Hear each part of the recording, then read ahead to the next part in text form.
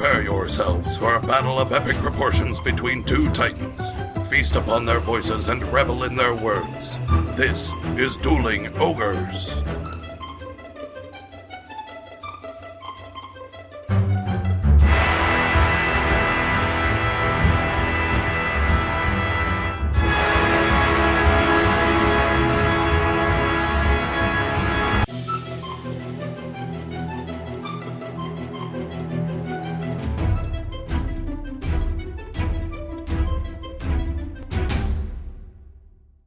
Hello, Ogres, and welcome to episode 188. Thank you for joining us, as always, on this distant and withdrawn Wednesday evening, Earth date, May 15th, 2019. I'm your host, Remington Hitchcock, and with me, as always, my co-host, Brandon Fultz. Hello, Brandon. Guess who's back? Back again. Ogres back. Tell a friend.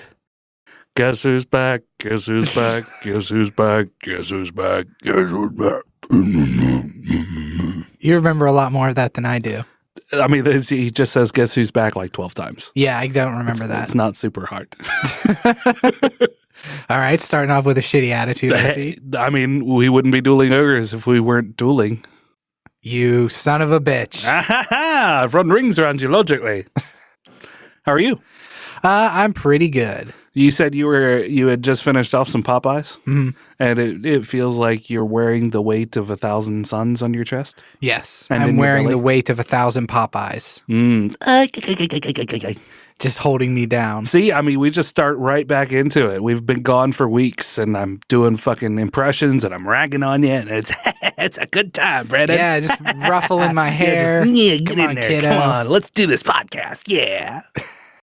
It's weird. Do you want to wear the headphones for a while? Nah, that's Are okay. you sure? You can hear yourself. Yeah, that's all right. I'd rather not hear myself. I hate my voice. You could just do the whole thing in like a gruff, like minor voice. A gruff minor? Yeah. It's me. I'm a miner. Wait, where? Wait, from Jersey? I'm a little baby. Wait, Oh, are you talking minor as in pickaxe minor? Not minor as in... yeah. Why did you go to? I thought you meant like a gruff baby. Wow. Better. No, take it back. Yeah, minor with an O. Yes. Where? I want my milkies. I'm dying. Don't do it. Oh, that's good. That's silly. I've missed you. Oh, I've missed our banter. I know we haven't hung out in forever because you've had school stuff. Yeah, I know, school stuff. And now this week I'm watching the kids for my sister who's down south riding motorcycles with her husband. Really? At a bike week, yes. That's what she's doing? That's their vacation. Is she riding her own bike as well? No, she's riding bitch, as they say. I think they still say it. I don't know. They still call it. I mean, they're bikers. Like they're not as scary as they used to be, but they're still gruff miners. Yeah, they're still gruff miners. So see her Instagram, and there's a lot of shots of her behind her husband taking shots of all the like hundreds, maybe not hundreds, but at least 100 bikes.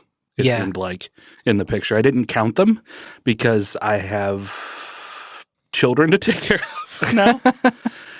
But today, otherwise you would have counted them. Yes, but today I was like, "Listen, guys, we're gonna go to my house, and I'm going to do the podcast because we haven't done it, and damn it, I want to do it for the listeners, for the fans, for you and me, so we don't get too rusty, and because I'm a glutton for punishment." Yeah, mostly. Yeah. So how'd they take it? Oh, they're fine. So my mom is on her way or is here right now to pick them up, and she's going to scooter boop them around for a while. Yeah, she's going to take care of them while we do the thing. That's nice of her. Yeah. So do you care to explain to the listeners why we haven't recorded in a month, Remington? I wanted to finish up with school, and that was primarily it. Mm-hmm. Like, we were coming up on, I needed to make sure that all of my assignments were finished up and ready to go. And prepare for the couple of finals that I had, and that was really it. I just needed to make sure that was all taken care of. Yeah. And I've gotten some of my grades in. I don't know if I've gotten them all in yet. No, I have 2 grades actually listed, it looks like. So how do you think you did overall? Overall, I'd say I did a mid to a high B, my nice. average. So I'd say that that's pretty accurate. We go through this thing called Blackboard, Mm-hmm. and they have an app for it. And depending on the professors who are using it, sometimes it's updated, sometimes it's not. But on my stuff, it's not. So I don't know. There might be another place that I can look at my grades. I don't know for sure. I know that communications, I got an A. Like, not a perfect A, but super freaking close to it. Oh, nice. My English teacher is a glutton for punishment, or was a glutton for punishment. He would have you write the papers that you needed to write, and then he would mark whatever needed to be marked wrong, and then you could redo it and resubmit it. So he had a lot of work to look at the end of the semester, probably. Well, not even at the end of the semester. He would just go through as the semester went on, and you could turn in that work, and he would just go through as it went and up your grade Oh, nice. as he went. So he has a little spreadsheet that he just boop, boop, boop, boop. So really, you have no reason to get less than like a B- in that class. Because you have all of the time in the world to get your stuff fixed. Exactly. So you can spend as much time as you want correcting your mistakes and turning them in. So that was nice. Yeah, that's really cool. Even if I wouldn't have done some of my corrections, I still would have ended up with a B in a class, though. So do you think you got a B in that class? No, I think I got an A. Oh, In fact, I ran into him. I'll get into this, but I ran into him at the hot dog shop, and he was like, "Oh, by the way, I got all your stuff done." He was like, "I put in your grade. It's not showing up on Blackboard for whatever reason, but he's like, I put it in." I was like, "So what did I?" He's like, "I'm pretty sure you got like a mid A."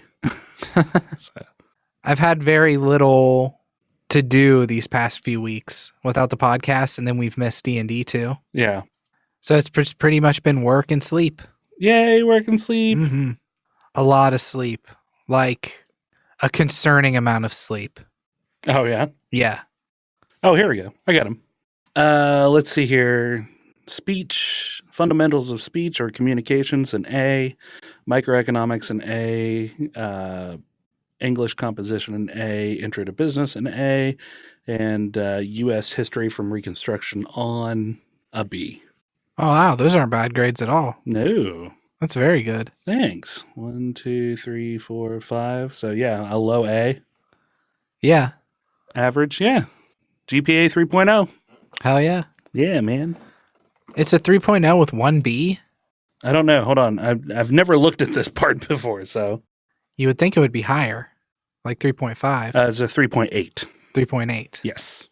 Current term. Yeah, there's my points. Attempted points. Earned points. GPA hours. Okay, yeah, so 3.8. Yeah. Yeah, that's awesome. Nice. High A. I'm proud of myself. You should be. I need to turn that into my caseworker. Yeah. Slap it down on the table and give her one of those, how do you like them apples? Him. Yes. Him? Phil. Oh. Phil. I just assume every caseworker I've had has been a lady. Oh, really? So I just assume that all caseworkers are female. No. Is that sexist? No, because you only have the experience of working with ladies. And I'm being sexist towards men, which is not as bad. Well, yeah. Mm-hmm. Yeah, it's okay to be sexist to men. I'm assuming that a caseworker's a good paying job is a lady's job. Now I'm just going the opposite way. Yeah, I should stop. Yeah. I don't know where you're going with it, but it sounds like a bad road to travel. Yeah, I'm just going to put up an under construction sign and head on back to the interstate. Yeah, there you go. Pour that cup of coffee from your thermos mug, from your thermos. My Like- thermos? The brand is Thermos. Is it really? Yes. Huh. Yeah. It's like Velcro. Velcro is the brand. It's hook and loop. Or Kleenex? Yeah, Kleenex, which is a facial tissue. Mm-hmm. Mm-hmm. Or toilet paper is not a brand, but it's technically called bath tissue. I don't like that. You don't like it being called bath tissue? No, I don't like bath tissue. Why? It's too evocative of what you do with it. Well, I mean, that's just it. You don't bathe with it.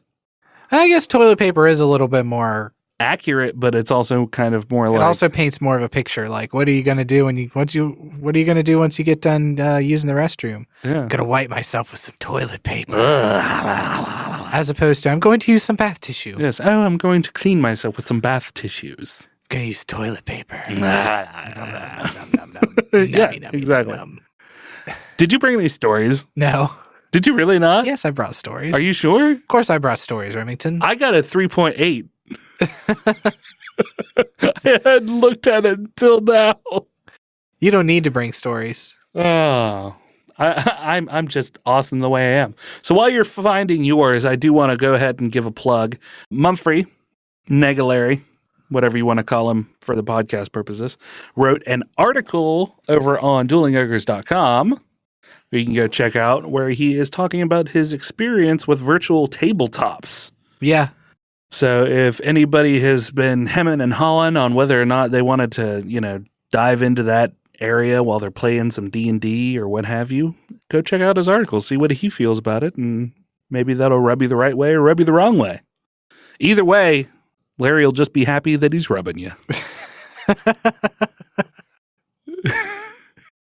You're laughing because you know it's true. Yeah. And you said it like a real radio announcer. He'll just be happy that he's rubbing you. Thanks. I listened to Bob and Tom this morning. Oh, so you still I have think that stuck in your it must head. be playing in my head, yeah. Where's the soundboard at? I'm not going to take the time to pull up a soundboard, Brandon. Yeah, I don't blame you.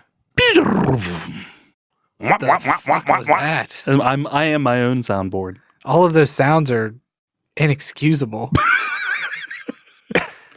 I wasn't sure where you were going to go with it. Like terrible, monstrous. I wasn't sure where I was going to Bad. go with it either. Most Yeah. of the time, my brain is outracing my mouth. Yeah. Or my mouth is outracing my brain, rather. Yeah. As indicated by the fact that Ladies. you got that wrong. Yeah. Yeah. I've also been spending some time working for Ginger's brother. Just opened up a hot dog burger joint in Marietta. So this is his first time owning his own business, and he hasn't been in food in a while. So while the kids are at school, I've been working like an 11 to 2 shift there. And it's starting to pick up a little bit. We're starting to get a lunch crowd. Today it was pretty intense. Pretty busy. Yeah, like we got hit with the lunch crowd, and then we got a brief lull, and then we got another hit after that. So it's going to be a challenge to find the flow, for sure. What do you do? I'm running register, mostly. Okay. And dropping fries and other fried things when we need to. Or if he can't get it in fast enough, if he's focusing in on making like 5 hot dogs and 3 burgers at the same time, then So is it just you and him working? yes. So really we need a mid guy, somebody who can drop, Trow. yeah. Somebody who can drop fries and fried items while, or, scoop. We don't have ice cream because there's an ice cream shop right behind us, but we have Italian ice. Ooh. And we're not allowed to sell ice cream because that ice cream shop is behind us. It's a, non-compete thing. Yeah. But we have the Italian ice, and it's really good. It's Philadelphia Water Ice is the brand, which seems a little redundant, but Yeah, water ice. yeah, it's good. It's good Classic Philadelphia. stuff, right? Always redundant. So anyway, we've got that, but it would be nice to have somebody to be able to scoop that and do the mid stuff or bag the items Yeah. and hand them out while front of house is taking the orders, doing the drinks, that sort of thing. Have you said to anybody that you're in the wiener business yet? No, but that's good. I'll have to use it. Do you call them wieners? Not usually. Does anybody, when they order, call them wieners? Not Like, I'll take 2 wieners with slaw. not yet. Give me 2 saucy wieners. No, I haven't had anybody do that yet. But I will welcome them if they do, Okay. because that's what you do as a professional. I was trying to think of the name of what your job would be involving wiener, and I just couldn't come up with anything. A wiener slinger? Wiener slinger? Yeah. Well, I just recently found out that a lapidist is somebody who sells rocks.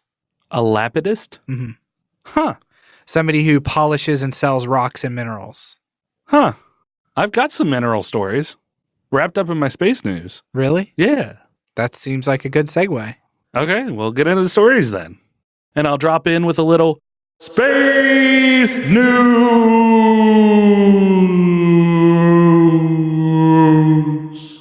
You're really milking that. Yeah, we haven't done it in a while, and I'm close enough to the board to do it. So I did it, just Okay. for Bucky. You really enjoyed it, though. I did. I'm glad that I'm close enough to the soundboard to be able to do it. So you had heard of the Chinese space mission to the dark side of the moon, right? Yes. Okay. So I don't know if we actually covered it on the podcast. I don't think we did. I don't remember us discussing it on the podcast. Yeah. So China had sent up Chang'e 4. That's Chang, as you would expect it to be spelled. Mm-hmm. Apostrophe E, and then the number 4. Mission discovers new secrets, quote unquote, from the far side of the moon. Now, this is on eurekaalert.org. It does not list an author exactly. It has a media contact, but anyway. A lunar lander named for the Chinese goddess of the moon may have lessened the mystery of the far side of the moon. The 4th probe of Chang'e, or CE4, which Chang'e is easier to say, was the first mission to land on the far side of the moon, and it has collected new evidence from the largest crater in the solar system clarifying how the moon may have evolved. A theory emerging in the 1970s that in the moon's infancy, an ocean made of magma covered its surface. As the molten ocean began to calm and cool, lighter minerals floated to the top while heavier components sank. The top crusted over in a sheet of mare basalt, encasing a mantle of dense materials such as olivine and pyrazine. So olivine is the mineral that you find in peridot, you know, the gemstone peridot. Yeah. I know that from Steven Universe. Oh, yeah? Mm-hmm. The olivine thing? No, the peridot thing. Oh, that it's a gemstone. Okay. Yes. Heard. And then pyrazine is a mineral compound that is usually predominant in calcium and magnesium. There's not more to that. Calcium and magnesium, ... Dot. So to continue, as asteroids and space junk crashed into the surface of the moon, they cracked through the crust and kicked up pieces of the lunar mantle. Quote, understanding the composition of the lunar mantle is critical for testing whether a magma ocean ever existed as postulated, said corresponding author Li Chunlai, a professor of the National Astronomical Observatories of Chinese Academy of Sciences. NAOC. N-A-O-C. Naoak. NAOC. NAOC. Now. Like I would just make a mockery of a scientific. Yeah. Stupid name for science. To continue the quote, it also helps advance our understanding of the thermal and magmatic evolution of the moon. That's kind of a hard sentence to say, but I made it. Not bad for my first time back. You did it. The evolution of the moon may provide a window into the evolution of Earth and other terrestrial planets, according to Lee, because its surface is relatively untouched compared to, say, the early planetary surface of Earth. The researchers expected to find a wealth of excavated mantle material on the flat floor of the Spa Basin, since the originating impact would have penetrated well into and past the lunar crust. Instead, they found mere traces of olivine, the primary component of Earth's upper mantle. The absence of abundant olivine in the Spa interior remains a conundrum, Lee said. Could the predictions of an olivine-rich lunar mantle be incorrect? Could it, Brandon? Could it? I don't know. Apparently not. No, it is correct. I guess. Because the article continues and says, I'm just trying to make it a little more interesting so I'm not reading it verbatim. I don't know. I'm on the edge of my seat trying to hear about this olivine and this peridot. As it turns out, more olivine appeared in the samples from deeper impacts. You're fucking kidding me. I'm not, sir. One theory, according to Lee, is that the mantle consists of equal parts olivine and pyrazine, rather than being dominated by one over the other. Here's the question. Mm-hmm. Why should we care? So from what this article is saying, basically, is that the mantle is made up of what they thought it was. They just now have proof Yes. that it was. Okay, well, I mean, I can see why that's important. The main purpose of that institution with the very long name and the funny Now, their main research has involved cosmological large-scale structures, the formation and evolution of galaxies and stars, high-energy astrophysics, solar magnetism and activity, lunar and deep space exploration, and astronomical instrumentation. They have 7 major research divisions in the area of optical astronomy, radio astronomy, galaxies and cosmology, space science, solar physics, lunar and deep space exploration, and applications in astronomy. So really, they're all about the space. Anything that they find is super exciting to them. okay. So while it may not mean much to you, I don't know if there's anything specific. I mean, in theory, that just continues to make the moon a valuable thing, you know? Mm-hmm. Being able to mine these minerals if need be. I don't know what else you would use olivine and pyrazine for, but it just shows that there's a lot of minerals to be had. Yeah. I know, if I remember right, the moon is high in like hydrogen 3, which we could use as a space fuel. It's like 3 conjoined molecules of hydrogen, if I remember correctly. You know, it speaks to a divine creator in a way, doesn't it? How so? That here's the whole Ouroboros of the thing. Okay. That in a way it speaks to a divine creator. The fact that we have a moon that we find like, oh, hey, we can use something on the moon to make jet fuel to further explore the universe. Yeah. How convenient is that? But then the other side of the coin, the more realistic side of the coin is like, oh, we're working with what we have. Yeah. So we just happen to find something on the moon that we can then say, oh, hey, we can use this as space fuel. Doesn't mean that it was put there by a divine creator as like a little jump pad for us. Right. We just happen to adapt to our surroundings so much. Yeah. And we have things here that are also on the moon. Yeah. Yeah. I get what I'm picking up what you're putting. You get what I'm saying? Yeah. I mean, that posits the question, does God really want us out there? It's kind of one of those catch-22 things because space is a very difficult environment for our fleshy bodies to exist in. Yes. I mean, there is massive amounts of radioactivity that will, destroy our cells. There is the vacuum of space itself where if we are exposed to it, we will die in minutes, freeze to death while our blood boils, that sort of thing. Yeah, you think God would make space a little bit nicer for us. A little bit more habitable if he wanted us out there. Yeah. Yeah, that's true. Yeah. Maybe that's his way of being like, don't leave Earth. Yeah. Don't you do it. Yeah. See? So it is. It's like this double-edged sword. But here's some hydrogen. Maybe we're just a big experiment. And he's just like, let's see how far these little monkeys can go. These little hairless apes. Well, yeah. I lost my train of thought. My train of thought has been consistently derailed today. Yeah, it's okay. I'm trying to stay sharp. I really am. Do you have any space news? Do I have any space news? Because I do have one more. I don't. Okay. So you can hit your other space news. I have like AI news. Okay. I have science news, but I have no specific space news. Unless you're talking about the Rise of Skywalker trailer. No, but I mean, if you want to segue into it, you can, I guess. This one will be a little short. Express.co.uk. So this is United Kingdom website. Published today that the NASA asteroid tracker shows a monstrous 1,280-foot asteroid heading toward Earth at 58,000 miles per hour. Wow. So this thing will miss us from what the tracker has revealed.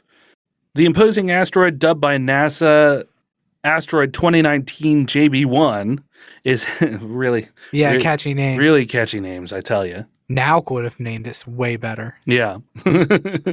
Is headed towards Earth on a close approach trajectory. Close approach is in quotes, and we'll get into why here in just a second. NASA's asteroid trackers have calculated a close flyby in the early morning hours of Monday, May 20th. According to NASA's Jet Propulsion Laboratory in California, asteroid JB1 will shoot past our planet around 4:23 a.m. BST, British Standard Time, or 3:23 a.m. Universal Time. Yeah, it's an English website. What do you want? Yeah. So that would be 4, 3, 2, 1 midnight our time. 12, 11, 10, 9 or 8 p.m. on May 19th in like California. Okay. 8 or 9 p.m. in California. So for our California listeners. And when the asteroid nears Earth, it will reach breakneck speeds of around 26 kilometers per second, or 58,349.8 miles per hour. Okay, so I say near Earth. I like the artist's representation drawings in this article. Yeah, right. Look at these rocks. Look at these rocks going through space and whatnot. Oh, just flying through there all willy-nilly. So close trajectory means that it's going to come within 4 million miles of our homeworld. Now, to put that into perspective, the moon is 238,900 miles away. So we're talking like 16.76 times as far from us as the moon is. Okay. So close to 17 times as far as the moon. So nothing we have to worry about then. No. So, I mean, chances are you might be able to see it through a pretty decent telescope if you wanted to check it out. The asteroid size itself is, they compare it to be about 200 times longer than a queen-size bed and 45 London double-decker buses. That's a very British way to measure something. It is. They even managed to fit the Queen in there in some way. Yeah, right. We get it. You have royalty. Come on. NASA said, quote, if a rocky meteoroid larger than 25 meters but smaller than 1 kilometer, a little more than half a mile, were to hit the Earth, it would likely cause local damage to the impact area. We believe that anything larger than 2 kilometers could have worldwide effects. So this one, to get an actual measurement, measures somewhere in the range of 557.7 feet to 1,279.5 feet.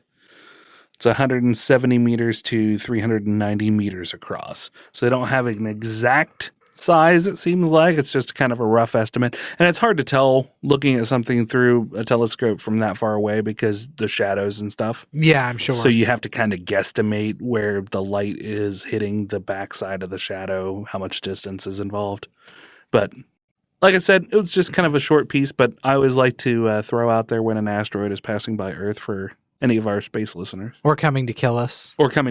Yeah. How does our life change if we find out that there's an asteroid headed towards Earth? And we have 2 weeks. I put out the podcast as fast as I can.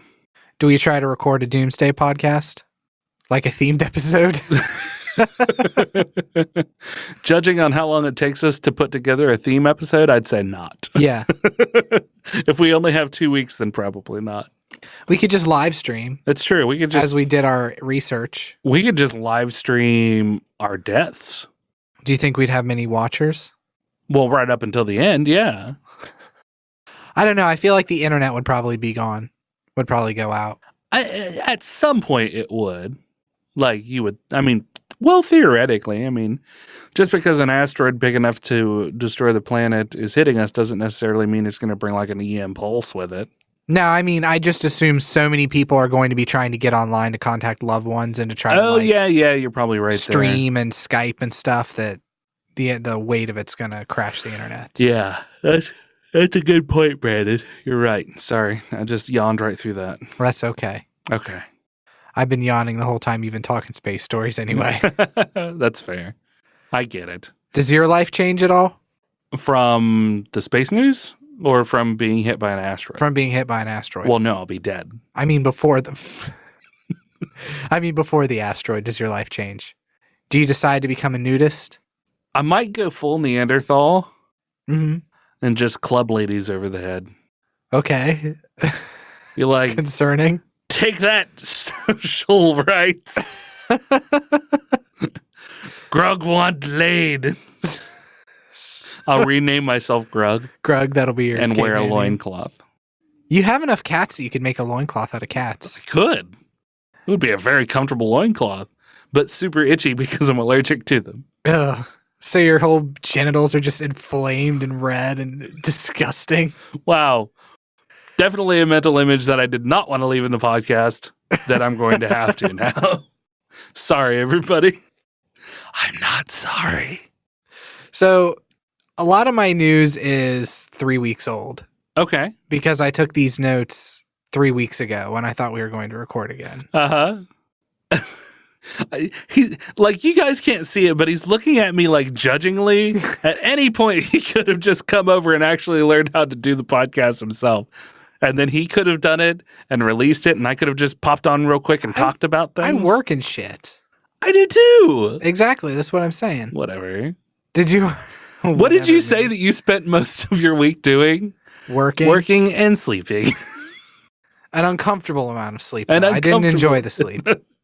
I mean, that doesn't mean that you couldn't have come in and I could have been like, here, you do this to edit the podcast. Did you watch the Star Wars trailer? Yes. What'd you think of it? That's the one where she's doing the flip over the TIE fighter, right? Yeah. I imagine that you're kind of alluding to the Emperor laughing in the background. Is that what we're getting to? No, just the trailer as a whole, what you thought of it. But Okay. yeah, we can go to the Emperor. I enjoyed it. I didn't think anything good or bad because now we have JJ in the director's seat and I'm expecting it to be better than what I've heard from the other movies that I haven't bothered to go see. Yeah. So, yeah. Okay. I mean, I saw The Force Awakens, Yeah, you didn't see The Last Jedi. but I didn't see The Last Jedi. And then you probably won't see The Rise of Skywalker, which is the title. Yes. What do you think of the title? Feels a bit clunky to me. Yeah, like, is she a Skywalker? No. So, Luke is going to have more of a hand in it? Well, Luke's dead. Oh, yeah, that's right. He died. But he is back for Rise of Skywalker, probably as a Force Ghost or something. Yeah. So that would really only leave Kylo. Right. Because Kylo is a Skywalker. Yes. He's the only Skywalker left. Mm-hmm. So I guess, that kind of alludes to a shift to where maybe he goes light side. Yeah, possibly. There's rumors, this is all rumor mill stuff, that the Knights of Ren are going to be in it, which is like his fighting force. Also, I've seen rumors that the Rise of Skywalker refers to the new Jedi. Like, instead of Jedi, they're going to be called Skywalkers. I don't like that. You don't like that? No. I'm a Skywalker, like my father before me. Yeah. That's kind of dumb. It becomes a like, I am Spartacus thing, Yeah. where everybody's a Skywalker. Yeah. I mean, you already have a name. It's Jedi. Just go with that. Yeah, but in the last Jedi, they say that the Jedi are dead. I mean, Luke says they're dead. yeah, but Luke is jaded and angry. Yeah. So there's that. The Jedi, I mean, you can't kill an idea. Like, Jediism is an idea. It's a way of life. You can't kill that. Well, and the thing is, at the end of The Last Jedi, you see a little boy with or not with lightsabers, with the Force. He uses the Force to pull a broom to him. Yeah. See? So there you go. I mean, the Force is all around us. It binds us, it moves through us, etc. and so on. Yeah, Yoda, yoda, yoda. that was good. Thanks. And I mean, yeah, I mean, it is what binds that universe together. So there's no reason to. I mean, the end of the Jedi Order. I guess it depends on how far you want to go with the semantics of it. But anyway, let's continue on. That's pretty much it as far as that goes. Mhm. There's not a whole lot of rumors for it so far, Yeah. at least that I've been able to see. I'm trying to keep myself more spoiler free than I did with Endgame, Yeah. because I pretty much had Endgame entirely spoiled for me. Yeah. That's So, unfortunate. I have avoided most spoilers. Yeah. Yeah. Except for the one big reveal. That some asshole on your Facebook timeline posted. Yeah. Mm-hmm. Yeah. Yeah. Like an idiot. Oh my God, I can't believe that blank, blank, blank, blank, blank. Why? On a story. Yeah. Like, why would you do that? I'm friends with that guy too, and that guy is just immeasurably stupid Yeah. in a lot of different ways. Yeah. Like, I would choose a sack of rocks over him in a tactical battle. A sack of rocks would be more useful. Yeah, yeah. But also more tactically sound. But I digress. I just see you moving the sack of rocks and then going checkmate to the advancing army. Mm-hmm. Did you watch the leaked trailer for The Mandalorian? That I did not. Okay, I don't think it's available anymore. It was leaked for a very short amount of time. Yeah. It's coming to Disney Plus in November. Uh-huh. It looked pretty good from what I saw. And they allowed the 501st to be actors in the show. Oh, that's cool. Mhm. Nice. Apparently, they didn't tell them what it was for exactly, just that they were going to be filming something. Yeah. So the 501st came. So I read an interview with some of the people from the 501st who were like, I can't believe we're actually in a Disney show. It's fucking crazy. Yeah. Like they weren't expecting it at all. That's cool. Mm-hmm. Yeah, that's nice. I like that. So I'm definitely getting Disney Plus when it comes out in November. Yeah, that's good stuff. I was on the fence about it, but I'm going to pick it up to watch The Mandalorian. Yeah. That's cool. That's good. Speaking of, I guess this isn't exactly a leak, but it's a fuck up. Is this the coffee cup thing? The coffee cup thing. The Starbucks cup in Game of Thrones? No. Okay. No, I didn't see that. Oh, okay. Oh, Brandon, you intrigue me. No, I missed that. I was too busy, watching all the crazy other shit that was happening to notice a Starbucks cup. Like, who does that? Who sees that? The last few episodes have been fucking amazing of Game of Thrones. Who sees that? Now, I haven't seen the most recent episode. Was it in the most recent one? No, it was in the last one. Oh, okay. Because, yeah, I'm not looking for anything to pull me out of that. I am dick deep in that world when it's on. All right? So what happened was there Fucking was nerds. a conference or something, Uh-huh. and there was a big long table, and on the table there was a Starbucks cup Mm-hmm. that was left in scene and wasn't edited out. And fans went fucking crazy over it. Nerds. And yeah, the vitriol online I saw for it, because apparently this is not a very well-liked season of Game of Thrones, at least from everything I've seen online. Well, of course not. It's because it's ending. People are complaining that it's not well written, that it's kind of rushed, that they ruin the characters, and blah, blah, blah, blah, blah, jerk-off motion, the shit that people say all the time. Yeah. I get it that people are fans. I don't watch Game of Thrones. I don't know. Maybe I would have some strong opinions on it. Maybe Yeah. I'd feel the same way. Yeah. Probably because I'm a contrarian prick. Right. So I probably would feel the same way about them ruining it, but who Yeah. knows? Well, it's kind of one of those things where they've deviated from the books. Yeah, the books they're past the books. Yeah, they're far past the books. So I mean, now that they've deviated from that and they're not George R.R. Martin's baby anymore, they'll let them do what they're going to do with the characters. It's just it's a continuation of the story, and if it takes these characters in different places, that develops their character past what the writer intended, then I don't know, bully for them. Yeah. I'm down for that. Now, if they take what was meant to be a wooden and stilted character in the books and just keep them wooden and stilted and don't do any kind of character development through the end of it, that I would have more of a problem with. Like, you had so much more time to develop this character that apparently plays a pivotal role, and then you don't do anything with it. That I have a problem with. So there's no growth. But going back to my story. Yeah, let's get to yours. And now that we're kind of in this fantasy world feel as well, like I said, this is a bit of a fuck up on Bethesda's part. So now this article was updated. This comes from Ars Technica, written by Kyle Orland. Update 3:52 p.m. Eastern, while the original Facebook post linking to the Elsewhere adventure has been taken down, the files in question are still accessible via Bethesda's Dropbox. So, a promotional Elder Scrolls-themed tabletop RPG adventure released by Bethesda Tuesday contained widespread instances of apparent plagiarism from a Dungeons & Dragons adventure published by Wizards of the Coast in 2016. That adventure was pulled down from the internet Wednesday afternoon, and Bethesda now says it is, quote, investigating the source.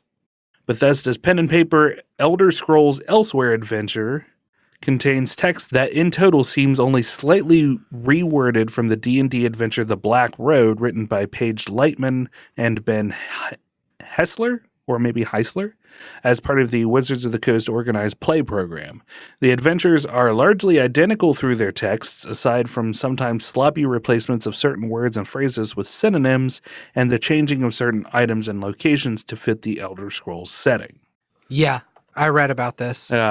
So they have a couple of excerpts here. Bethesda just can't win lately. Yeah. They can't win for losing. Yeah, they just seem to keep throwing coins down the same shit-filled toilet. Yeah. Instead of just flushing the damn thing. Did you read these already? No, I have not. Oh my God. Okay. Is it pretty rough? Okay. So this is the introduction to the Black Road. There's nothing like the desert to make people feel small and insignificant. In every direction, huge dunes roll across the landscape, and an even bigger sky looms above. The oasis of Verthril is a motley collection of sun-bleached tents in the vast Anarok Desert. Through various means, it has been arranged that you would meet Azam the Caravaner in the large, Calimsham-styled tent that passes for a tavern here. A pair of tieflings who seem to be unaffected by the heat eye approaching visitors warily. The dim interior of the tent is a relief from the bright light and wind, though it's as hot in here as anywhere else. The gentle sounds of a stringed instrument fill the air, and the people inside are hunched over food, drink, and conversation.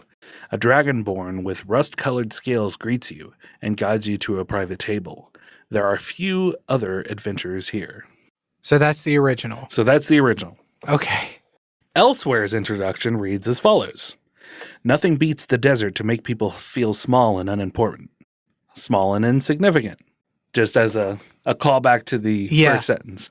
In every direction, enormous dunes roll across the landscape, and an even larger empty air skies above it. It's a weird... Yeah, a weird way to rewrite the sentence. Enormous dunes, huge dunes roll across the landscape, both the same. And even larger empty sky, even bigger sky looms above, skies above it. So those are the two sentences compared to each other. For those of you who are just like, what's this word vomit? The oasis on the border between Cyrodiil and Elsewhere is a colorful collection of sun-drenched tents in the vast desert of Elsewhere. In various ways, it is arranged that a group of adventurers would get acquainted with a caravan leader named Karim. His big tent is filled with several Khajiit, which seem unaffected by the heat. They stare at you cautiously. So instead of tieflings, it's Khajiit. The dim interior of the tent is a relief compared to the bright sunlight from outside, even though it is still as hot inside as out there. This is written by a fourth grader. The soft sounds of stringed instruments fill the air, and the people are busy over... This sentence is clunky as fuck. The soft sounds of stringed instrument fill the air, and the people are busy over eating, drinking, and conversation. That's a sentence. It's not a sentence, but it's a sentence as presented. An Agorian servant escorts you to an empty table.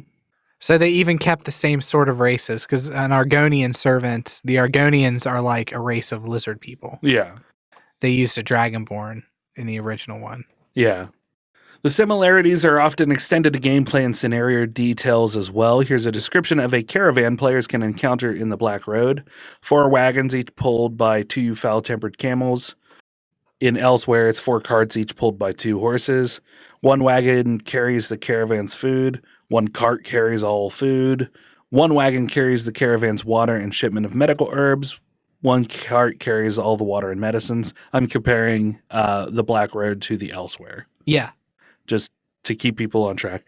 One wagon carries a shipment of weapons. One cart carries a large load of weapons. One wagon carries the statue of Angharad. Angharradh. I think Angarag is right. Yeah. One cart carries the statue.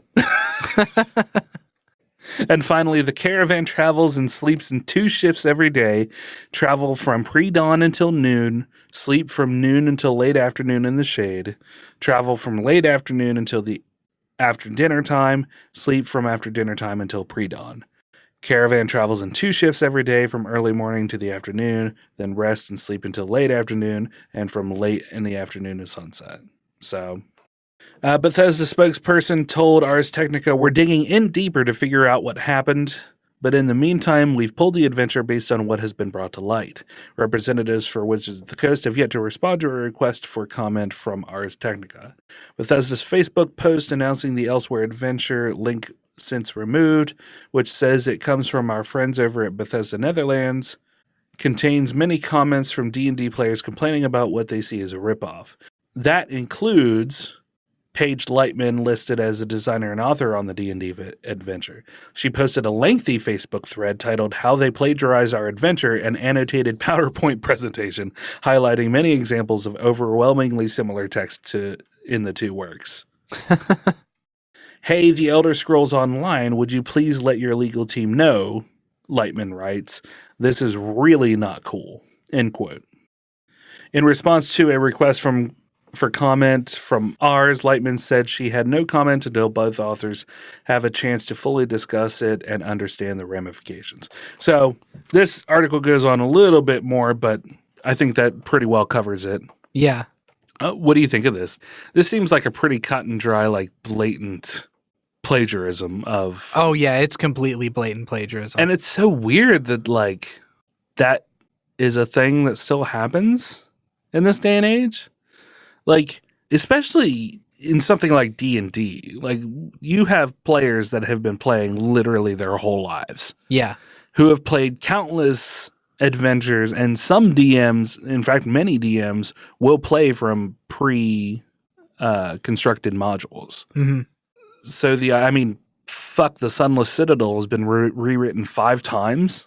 Yeah. I think. It's started out in first edition, right? Yeah. So it's interesting to see that is a thing, especially in the D&D world. Well, and the fact that you think you could get away with it with, like you said, so many people. Plus, the Elder Scrolls Online is a hugely popular game. Yeah. It might not be talked about as much as like World of Warcraft, and it doesn't have World of Warcraft's numbers. Yeah. But the Elder Scrolls Online is still a very widespread and prolifically played game. Right, yeah. Some of the people who play it are bound to also be D&D players. Yeah. Who are going to notice that this has been lifted whole hog from another story. Yeah, from the Black Road. Yeah. It's I don't know, it strikes me as so weird. Like, and it's one thing to like plagiarize. I'm not saying that it's ever okay, but it's one thing to accidentally or maybe intentionally try to slip something in that's small. It's another thing entirely to just lift a whole fucking story and change some stuff and say, oh, well, I thought I was protected under what? I mean, like, would you call it parody? It's maritime not really law. Maritime law, because it's in the Netherlands. Yeah, exactly. Right. The Netherlands is just a loose series of islands, right? Yeah, sure. With go ships with that travel between them. Uh-huh, sure. It's not, but we'll go with that. Well, and I can see like reading the Black Road and saying, okay, I need to work on an adventure for Elsewhere. Yeah. Which is a desert land. Elsewhere is a desert land. Yeah.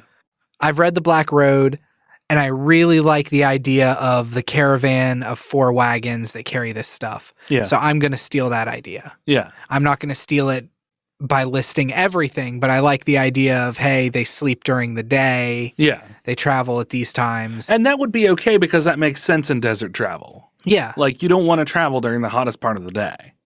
That's suicidal. Yeah. That's how you borrow an idea successfully.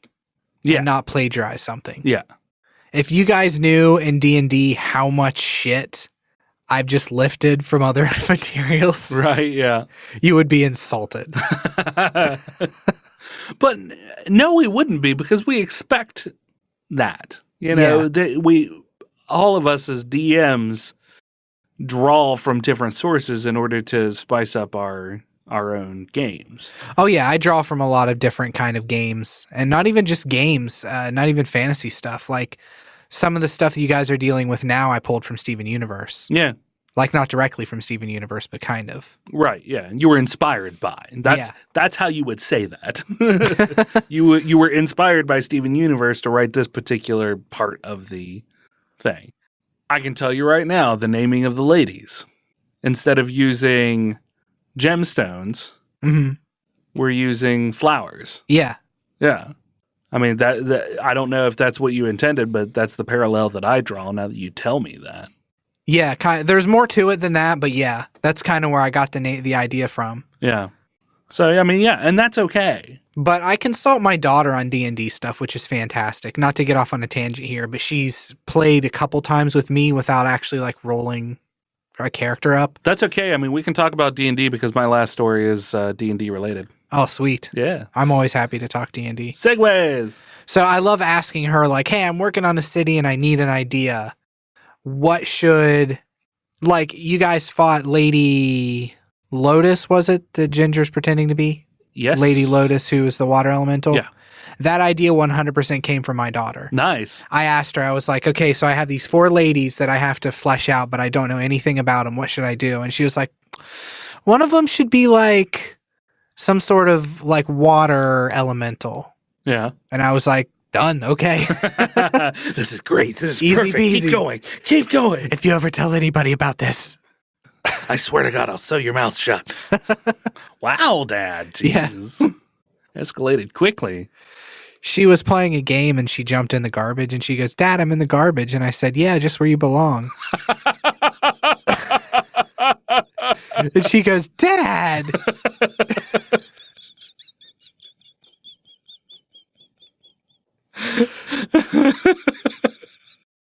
It was then I realized maybe I need to watch what I say a little bit better. It's just maybe not word vomit. You're a hooker. It's like, I don't even remember where that comes from. The you're a hooker thing. I have never heard that before. I mean, I've heard the term hooker before. I've been called a hooker before, but Yeah. I've never heard you're a hooker yelled like that. It's from a movie. I can't remember it right now. Somebody will tell me. Or they won't. Yeah. And you'll just continue the rest of your life not knowing. Yeah, until it dawns on me one day and I'll call you up and I'll text you and I'll be like, Brandon, it's from this movie. And then you'll be like, oh, yeah, I have seen that because I know that you have. It sounds like a thing from like a Chris Farley movie, like Tommy Boy or something. It's along those lines, but I can't remember which movie it comes from. But yeah, anyway. I don't know. D&D. You've done all the stories so far. I have. I'm sorry. No, You I'm wanna not do another complaining. one?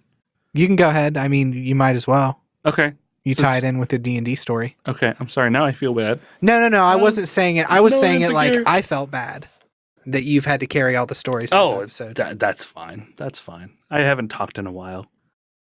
Get it all out. Word vomit. Yeah.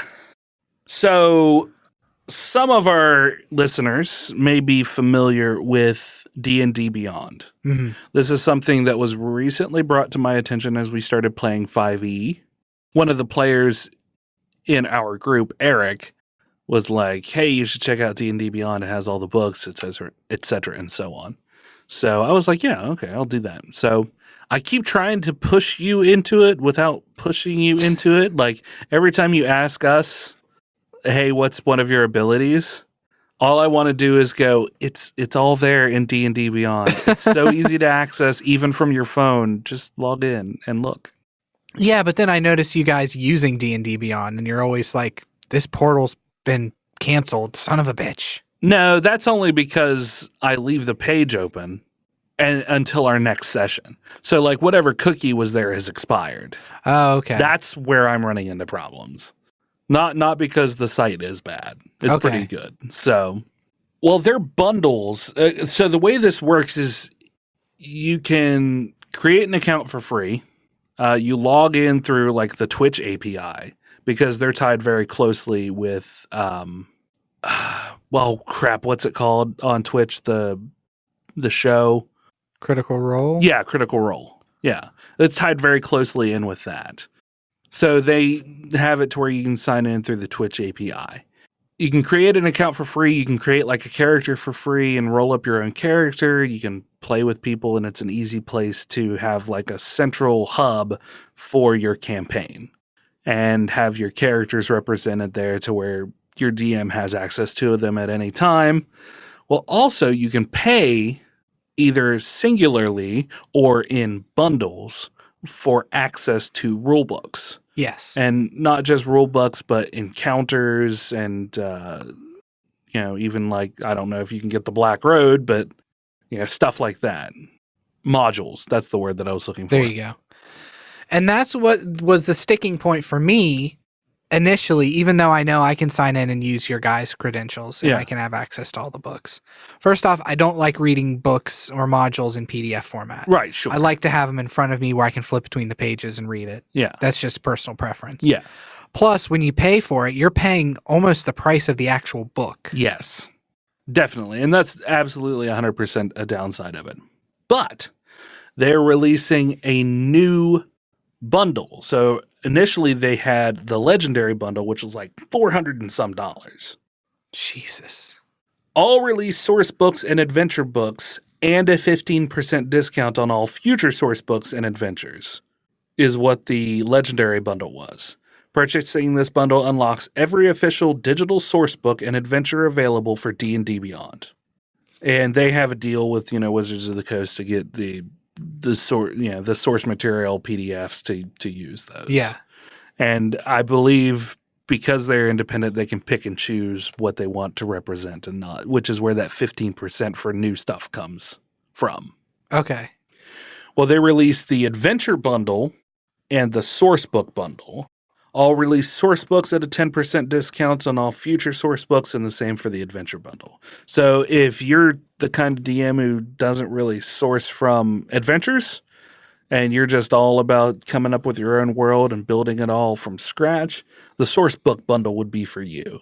If you're the kind of DM who bounces from, campaign to campaign, or you're doing multiple at the same time in different comic shops or what have you in your area, and you've got your own group, you can access the Adventure Bundle and get all of the adventures. Same with that 10% discount. What's the price of them? Does it give? So the price on these is less than $250. Okay. So from a perspective of us who have very limited funds, that's still quite a bit of money for us. But, if we're spending a lot of time DMing and we want access, like instant access to just a myriad of source books or adventures, less than $250 is not that bad. Well, and I could easily see, say Eric was DMing. Yeah. And he hadn't bought, because I think he bought the Legendary bundle. I think he owns every book. Yeah, I think you're right. If he were to have been like, hey guys, I want to buy this so I have access to all the books for us. Can you guys each want to throw in $30 Yeah. to help towards the price? Yeah. That would be reasonable. Yeah. I would do that. Yeah. And I think that's the best way to do this. Yeah, I agree. As far as that goes, you really source your players. Yeah. Start wringing them out for money. So I'm going to go to the D&D Beyond official website just so I can kind of see what the marketplace looks like here for us. You can also now link it to your Google, apparently. Oh, that's cool. Yeah. It's a sleek looking website. It is. And there are source books for like Acquisitions Incorporated. That's $30. The DM's Guide is $30. Monster Manual, Player's Guide, $30. Wayfarer's Guide to Eberron, $20. How much is the Turtle package? Turtle package is $10. Brandon loves those those anthropomorphized tortoise characters. I love the Turtle package. Adventures, Ghosts of Saltmarsh, Curse of Strahd, Out of the Abyss, Horde of the Dragon Queen, Rise of Tiamat, Tales from the Yawning Portal, The Tome of Annihilation. So there's a lot of these things, and you can buy these just specifically. So if you don't want to go through and buy a full source package or the source books, you can just buy the player's guide and the DM's guide. Yeah. For $60. And you say, oh, I just want the adventures from Out of the Abyss. You can just buy that for $25. So now you're at, $60, $70, $85. Mm-hmm.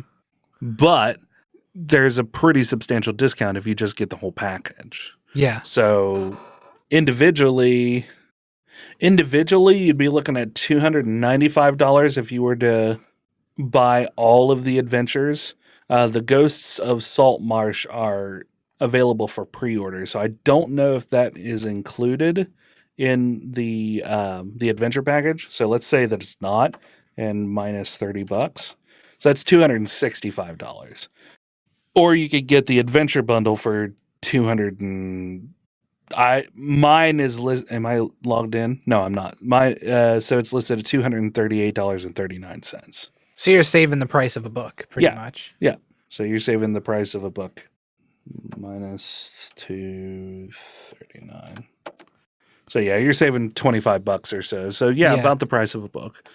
It seems like everybody I know who's playing D&D is playing The Curse of Strahd right now. Oh, really? Mm-hmm.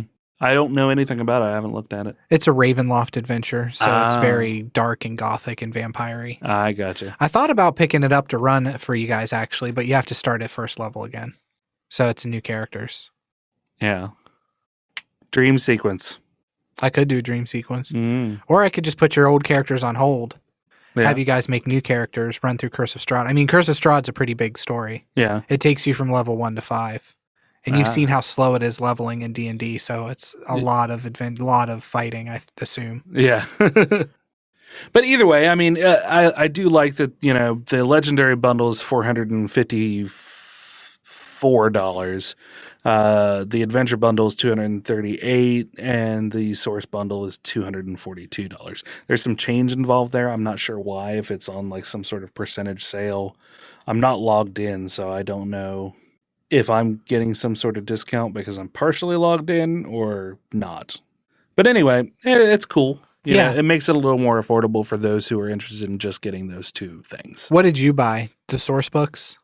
Let's see here. My order history, I have the D&D Beyond Master annually. It's $55 a year.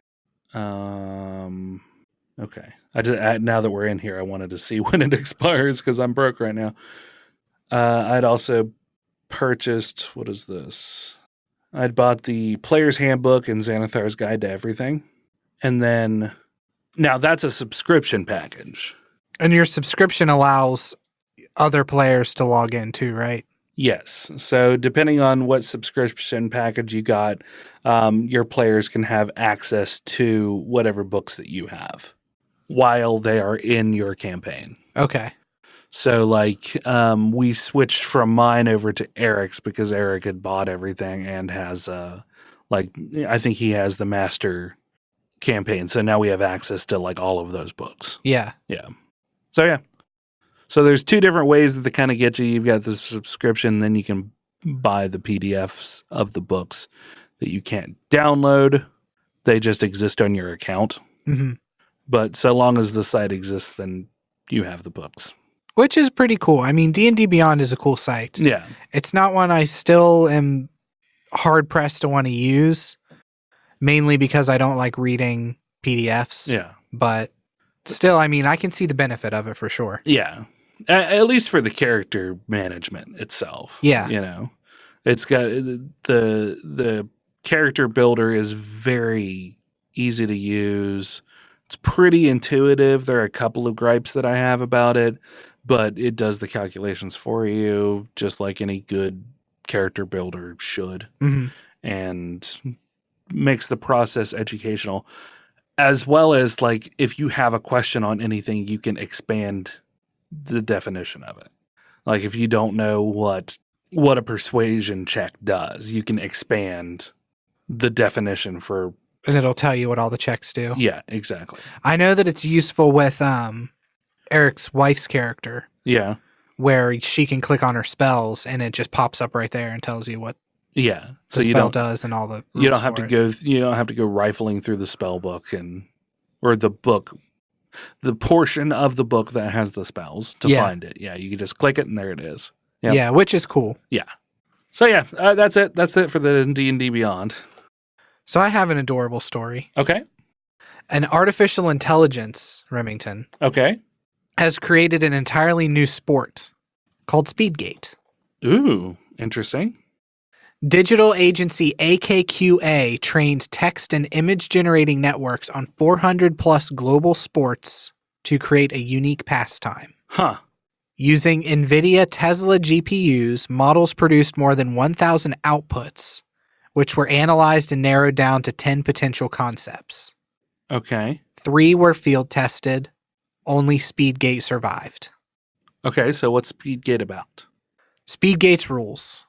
Players team up. Okay, the rules are convoluted as fuck. Okay.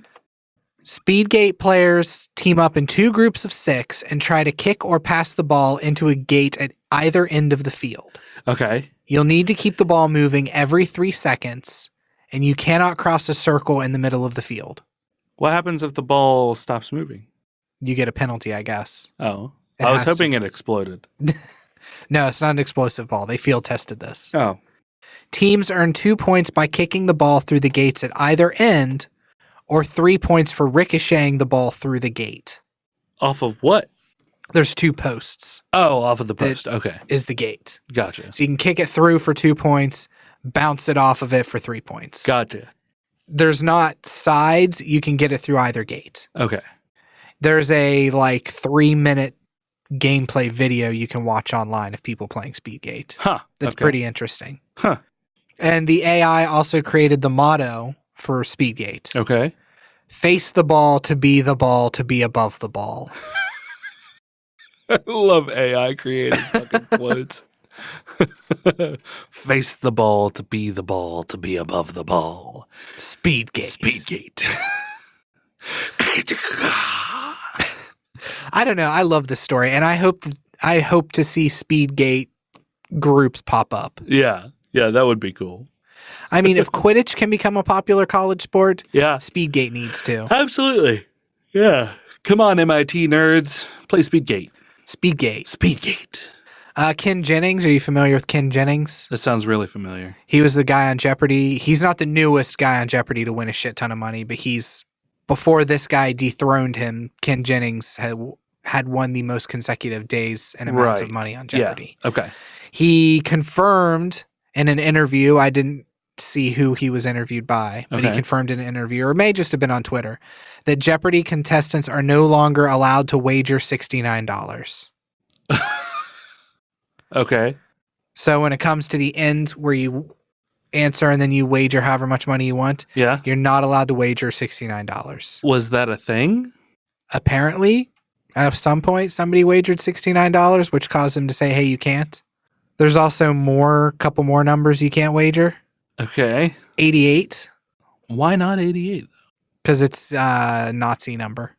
Oh, okay. I forgot about that. 14, you can't. I think it's 14. The 14 words, which is like another Nazi motto. Or any combination of 88, 14 you can't do. Okay. And then 666, of course. No, 666 you're allowed to. 420 you're allowed to. It's just 69 in the Nazi numbers. Okay. Well, I guess that's what I get for assuming. Yeah. Huh. So you can go on Jeopardy and wager 666 if you want to. Yeah. Hail Satan. Did you... I saw a video, this was an older video, but a contestant didn't know the answer to the final... What is it called? Final Jeopardy? Is that where they answer the question? Yeah, I think They all so. 3 answer and write it down? Yeah. She didn't know the answer, so she wrote, "Who is Turd Ferguson?" So Alex Trebek reads it out loud because he has to. "Who is Turd Ferguson?" So when he does it, she's like, yeah, looking into the camera, like giving it a thumbs up with her face. It's a funny name. Yeah, Turd Ferguson. It's a funny name. That's good. That's funny. Okay, my final story. I'll just go ahead and cover this then. Yes, please. Avengers Endgame, which we have not seen. We have not. I'm still going to take you to see it. Thank you. I've just been broke as fuck. I feel you. So I'm trying to find a point where I have some money to take us. And I know it's not going to be that expensive. Yeah. But Hey, to bills find the come time- first. It's fine. Yeah, I exactly. get it. but find a time where we can both watch it Yeah. together. Endgame has surpassed 2.3 billion and is on track to beat out Avatar as the highest grossing movie of all time. I did hear that, yeah. So it's on track. It hasn't quite got there yet, Yeah. but everybody assumes that it's going to. Yeah. That's crazy. On a weekly earnings call, this is the shit that blows my mind about this kind of stuff. On a weekly earnings call, Christine McCarthy, Senior Executive Vice President and Chief Financial Officer, had this to say. Given the size of the cast involved, and anyone who's seen it knows that the cast was extremely large and the cost to produce a film of that scale of magnitude and length, while we expect the results for this film to be terrific, they will be tempered somewhat by the cost structure. I'm sure. And I said the exact same thing as it related to Infinity War. So on an earnings call, Endgame has surpassed 2.3 billion. Yeah. Is on track to become the highest selling movie of all time. Uh-huh. And the earnings call is like, guys, just remember we spent a shit ton of money on this already, so don't be super too excited about what we're making off of it. Right. It just blows my mind. And now I will say this, because of that, and this may be an unpopular opinion, I don't know, that is a testament to storytelling in Hollywood. How so? Because they're going to make money. There's no ifs, ands, or buts about that, right? You know? Oh, yeah. But not as much as they could have if they just would have had a smaller cast or what have you. Yeah. Same story, but just made it a little more insular to where they could have been making barges of money instead of boatloads of money. You know what I mean? So like I said, not discounting how much money they are going to make out of this, but the amount that they put into it versus how much they get out. Yeah, it's interesting to me because that says that they're really focusing on making sure that they're hitting the beats that they want to hit with the story and not worrying as much about cost. Yeah. Yeah. Well, and here's the thing too. Conservative estimates put the price tag anywhere between 350 to 400 million to produce. Yeah. Plus another 150 million in marketing costs. Yeah. And how much has it made? 2.3 billion. Yeah. So they're still, even if you're looking at, it says conservative 350 to 400. So even if you go 700 million. Yeah. And then another 150 million in marketing, 850 million. Yeah. So there's still billions of overhead. Yeah. You're still making $1 billion plus. Yeah. I saw Disney recently bought out Hulu too. Oh, did they? Mm-hmm. Wow. So yeah, maybe we'll cover that next time. Yeah. Maybe there will be more news about it. I don't have any information on it. I just saw it literally as I was using the bathroom today and reading on the news. Good deal. So yeah, maybe I don't know why I offered that I was using the bathroom while I did that. It's fine. That just came out. We're all friends here. Everybody knows that you poop, Brandon. You're not really a robot. Yes, I'm not really a robot at all. Call back to the last episode. Or the episode before. I don't remember. Yeah, it's been a long time. If you have any questions or comments or you'd like to hear yourself on air, you can call us at 978-DU-OGRES. That's 978-386-4737. You can also reach us on Twitter at Dueling Ogres, email us at duelingogres@gmail.com, or leave a comment on the Facebook page. Ooh, I didn't pull him up yet. I forgot. Like Brandon was supposed to pull up, but he's not ready to go. It's been so long. It's like he forgot what his job was. Quiet you. Quiet you. I'll wager 10 dozen roses that Terry left a comment. Terry and Steven did. I was going to say, and I believe Stephen Hines did as well. The Diamond Man. So our first comment was from the Diamond Man, Stephen Hines. The Diamond Man. Since you compared Terry's books to cocaine, can you say that mine are heroin in the next episode? Your books are total heroin, and everybody should do/read them. Go to Amazon, search up Stephen Hines, Rebirth Defect. Yep. Hocus Focus. Mm-hmm. His myriad of comics. I don't know if he has them available on Amazon or not. I don't think they're available on Amazon. Yeah. But there's other ways you can find them. Yes, there are. I'm sure we'll post a link if we remember. Yes. Well, now you put a reminder in there for me, so I'll notate it. Okay. And then there's a 50-50 chance that I'll remember to link it. So yeah, Stephen, your books are like heroin because they ruin families. He also said, Brandon's imitation of Tyson had me laughing my ass off. I didn't realize he was a Southern belle. Yeah. I'm not sure what you're talking about there. My Mike Tyson impression was spot on. Yeah, it was. I don't know. Clearly perfect. I'm not excited for the next Star Wars movie after The Last Jedi. I'd rather see a Solo sequel. Really? Rather see a Solo sequel. Huh. Yeah, I know. I haven't watched Solo. I need to. Yeah. I just wasn't super interested. I love Han Solo too. I just was not super interested in Solo as a movie. Yeah. I think you have a problem with Ehrenreich. Alden Ehrenreich. Alden Ehrenreich. Sieg Heil. Alden, no. You're Solo. You're playing Han Solo now. What do you mean? Disney wouldn't care. We also had a comment from Viscount Terry W. Irvin II, who said, Brandon mentioning that Neil deGrasse Tyson had been asked to comment on the Ant-Man versus Thanos anal maneuver. Funny. I also never thought that I would see Terry write the phrase anal maneuver. So thank you for that, Terry. Yep. Thanks for mentioning Flank Hawk. And yes, if someone likes the first novel, hopefully they will pick up the following books in the series. That said, I guess cocaine is better than crystal meth. True, but on par with heroin. Yeah. Mm. So they're both drugs. Yep. Just like Terry and Stephen's books. We've come full circle, ladies and gentlemen. So those are the comments this week. Thank you guys very much. Appreciated. I always like hearing from you. Oh, Terry also said that the ogres were back. Oh, to which I think Dave made the joke that we made at the beginning, at the top of the episode. Oh, did he? Back again, tell a friend. Yeah. Now we've come full circle to the front of the episode. This really is an Ouroboros. It is. Also, speaking of Dave, check out his podcast, The People versus Happiness. Yes. We've shared it on our website. I've done 2 episodes now. Remington, you did 1 long episode that was divided into 2. Yes. And then he wants me to come on for another one, which we have not fully discussed yet.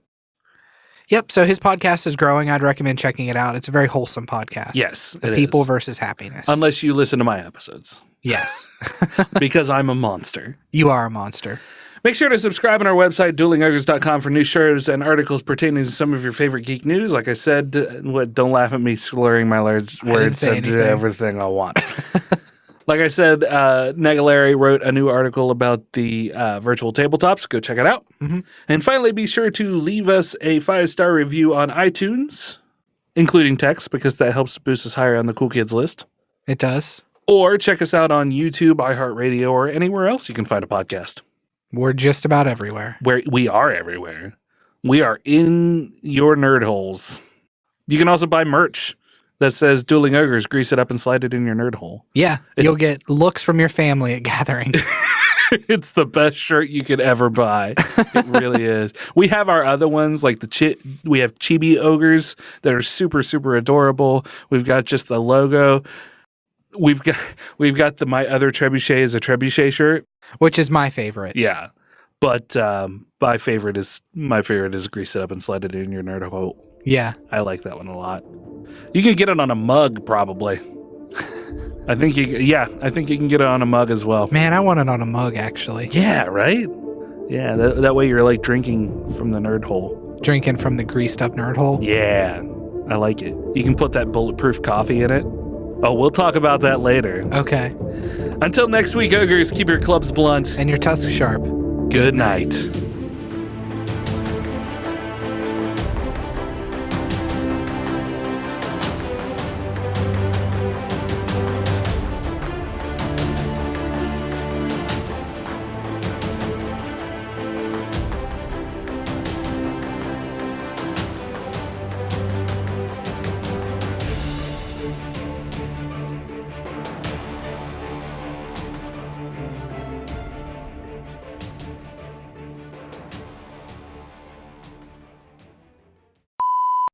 And clear. Cut.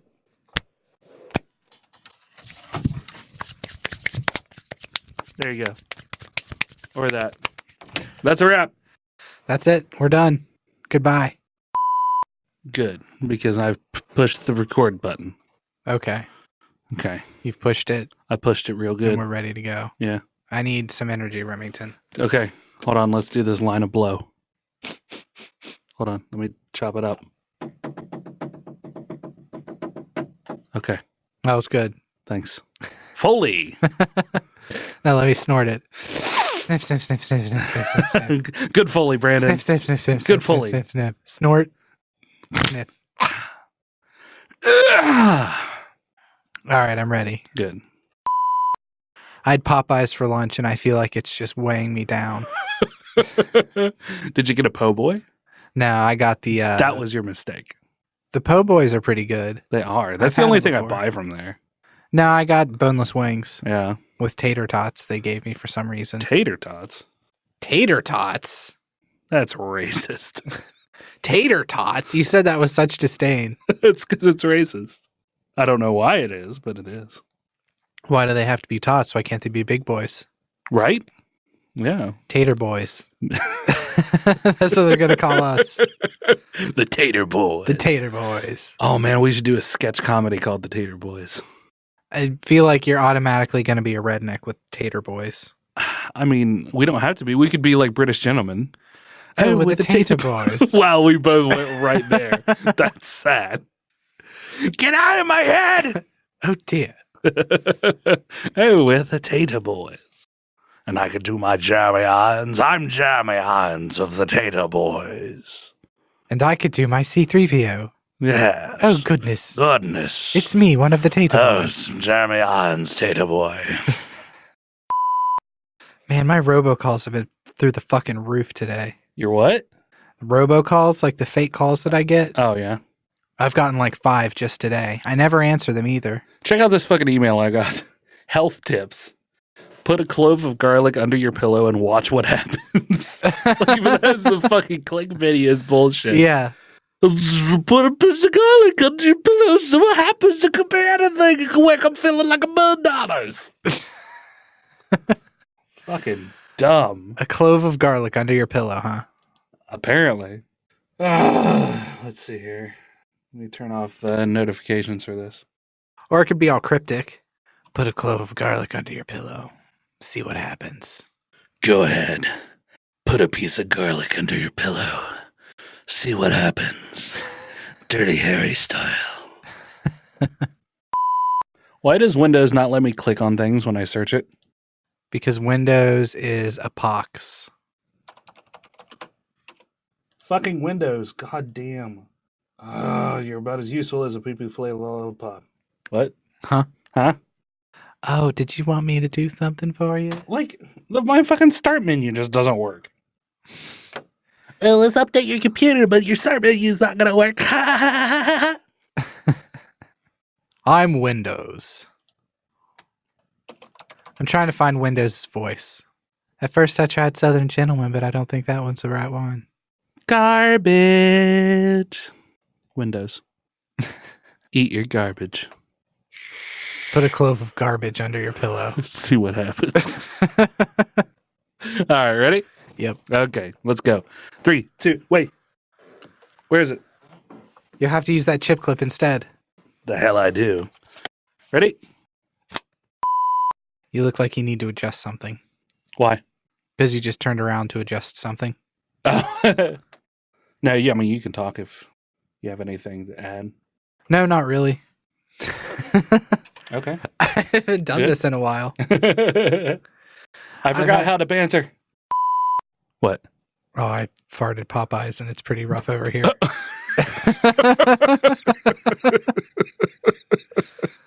Okay.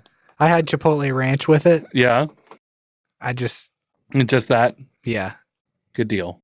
Glad you could share that with the class. Oh, I have a hole in my pants. That's why. You're really digging into it too. Well, I have an itch on my nuts. God. Well, you've never had itchy nuts before. No, it's just the motion your hand was doing makes me think of some of the more regrettable porn I've watched. Some of the more regrettable porn.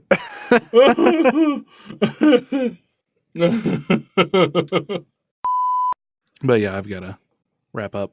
I don't Okay. know how long Mom is wanting to watch the boys for. And I've got to go make them dinner. Okay. Or buy them dinner. Probably the latter. Yeah. Oh, it takes so long to scroll down. Just go to your page I am. and then click notifications. And it's right there. It's not like we have a myriad of notifications. There's so many episodes from the reviving thing that I have to scroll back through. Here. You just need to learn how to use Facebook better. God, there's like fucking 10 episodes a day posted on here. There's not. There's only like 2. Nope, I'm scrolling. Touch the through right screen now. before it goes. Goes black, Yep. Remington? Yep. Because you have a problem with the screen going black now? Because it locks the phone and I don't want to have to unlock it for you, yes.